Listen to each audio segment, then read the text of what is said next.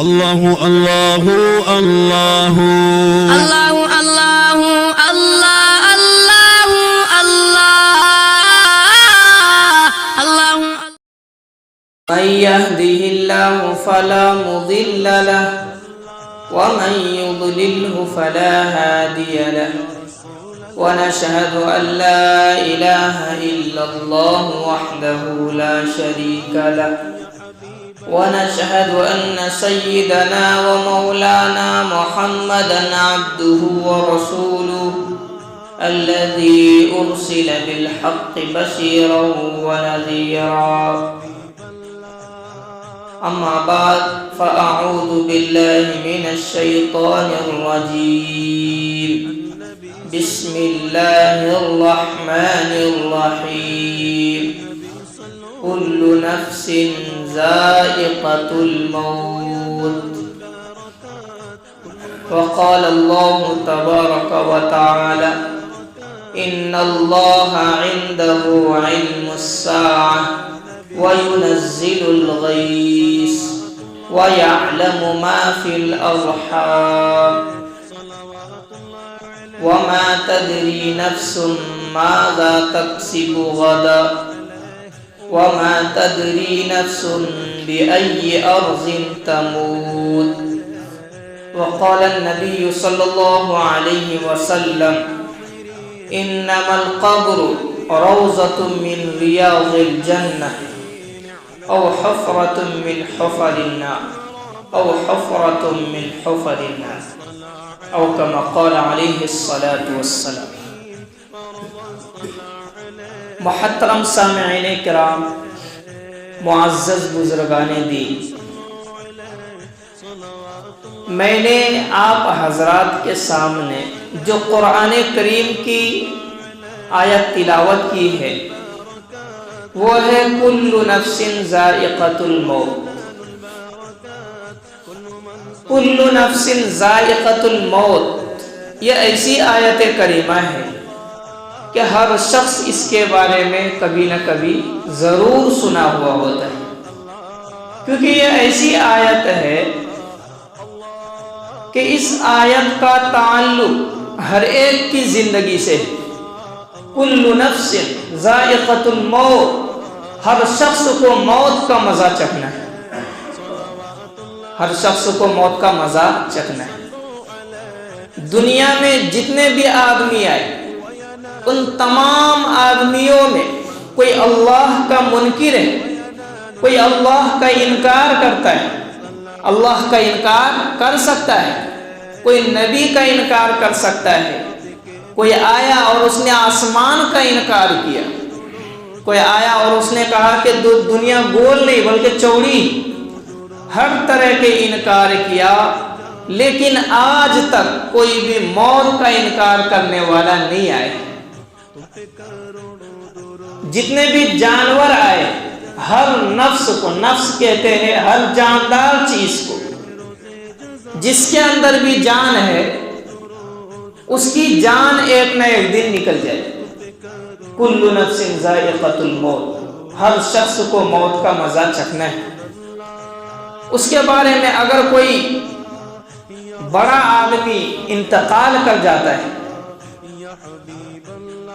موت العالم، موت العالم کہہ رہے ہیں کہ ایک عالم کا موت، اگر کوئی ایک عالم حافظ اس دنیا سے چلا جاتا ہے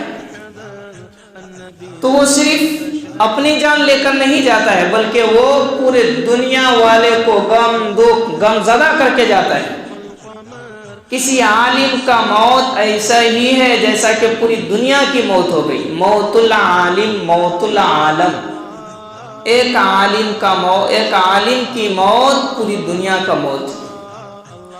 تو اسی تعلق سے ہمارے مدرسے کے نائب محتمم صاحب حافظ اسحاق صاحب آج اللہ کی بارگاہ میں پہنچ گئے.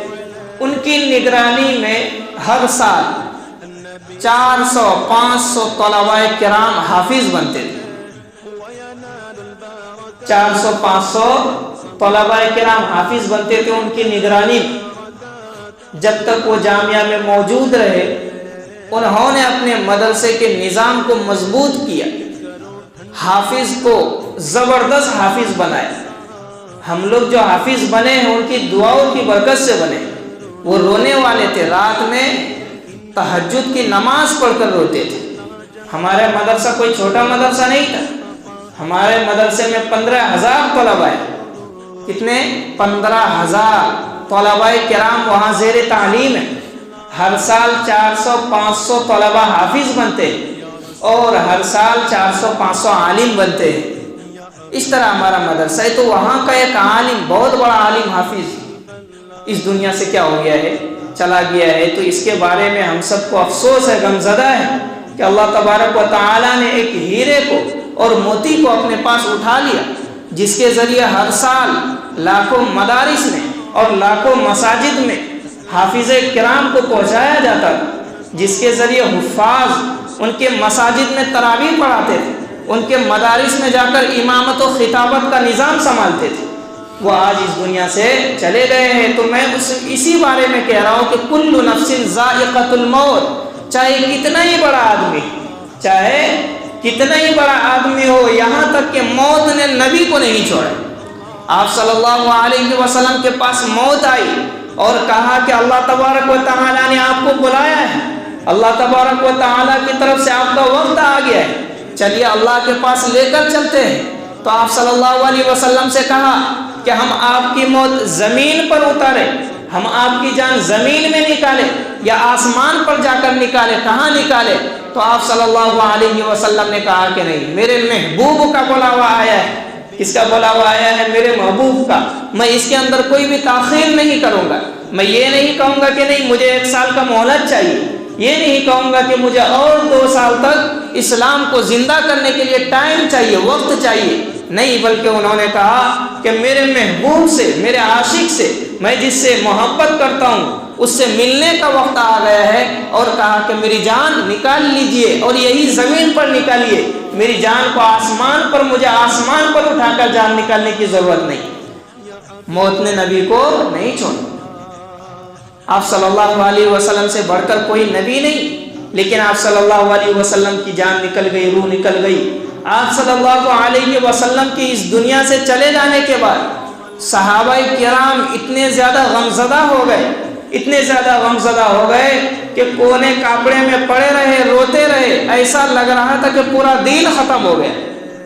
آپ صلی اللہ علیہ وسلم کے چلے جانے کے بعد ایسا لگ رہا تھا کہ پورا دین کیا ہو گیا؟ ختم ہو گیا۔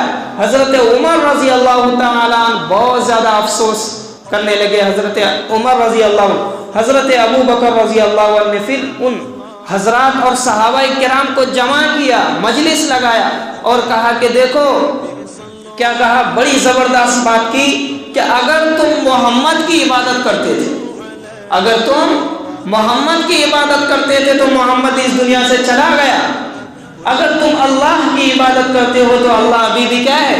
زندہ ہے، اور آپ صلی اللہ علیہ وسلم نے جو دین ہمیں لے کر آیا ہے وہ ابھی بھی زندہ ہے، اور ہمیں قیامت کے دن تک اس دین پر چلنا ہے۔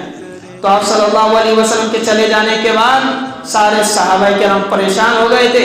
حضرت ابو بکر رضی اللہ عنہ نے بڑا ایک دم زبردست ان لوگوں کے سامنے بیان کیا، تو سارے لوگ اور سارے صحابہ کے دلوں میں تسکین ہوئی کہ نہیں، محمد صلی اللہ علیہ وسلم اللہ کے بارگاہ میں چلے گئے، اپنے محبوب کے پاس چلے گئے اور انہوں نے اپنا کام مکمل کر دیا۔ یہاں تک کہ آپ صلی اللہ علیہ وسلم نے جانے سے پہلے 1,24,000 صحابہ کرام کے درمیان اعلان کیا کہ صحابہ، کیا میں نے تمہارے درمیان اپنا دین نہیں پہنچایا؟ تمام صحابہ کرام نے کہا کہ نہیں، آپ نے مکمل دین پہنچا دیا۔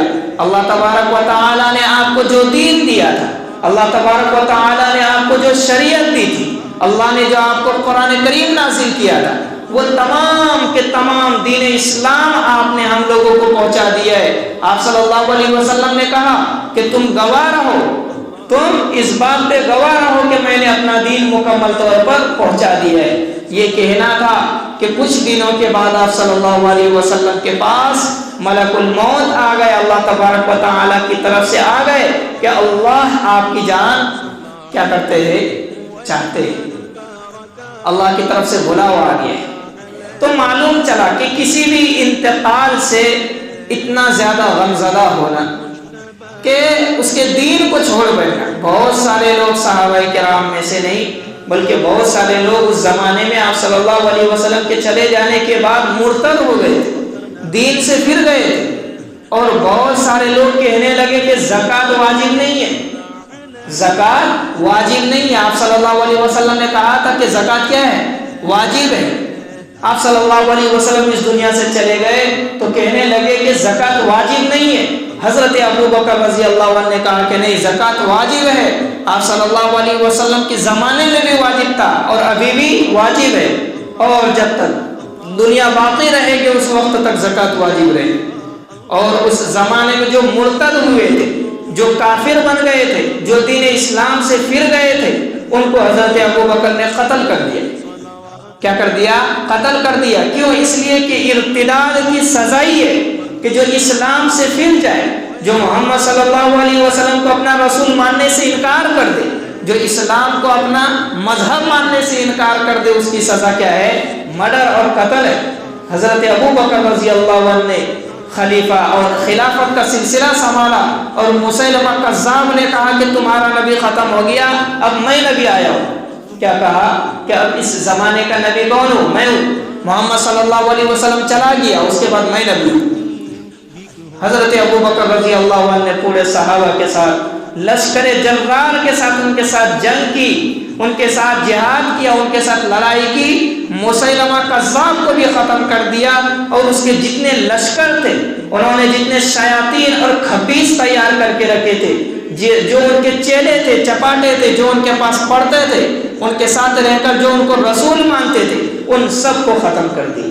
حضرت ابو بکر نے پہلا کام یہ کیا۔ تو آپ صلی اللہ علیہ وسلم کو بھی کیا آئی ہے؟ موت آئی۔ میں کہہ رہا تھا کل نفس ذائقۃ الموت، ہر شخص کو موت کا مزہ چکھنا ہے، ہر جاندار کو موت کا مزہ چکھنا ہے، چاہے گائے ہو، بیل ہو، بھینس ہو، جتنے بھی جاندار ہیں سب کو موت آنی، کیونکہ اس کے اندر جان ہے، اور جان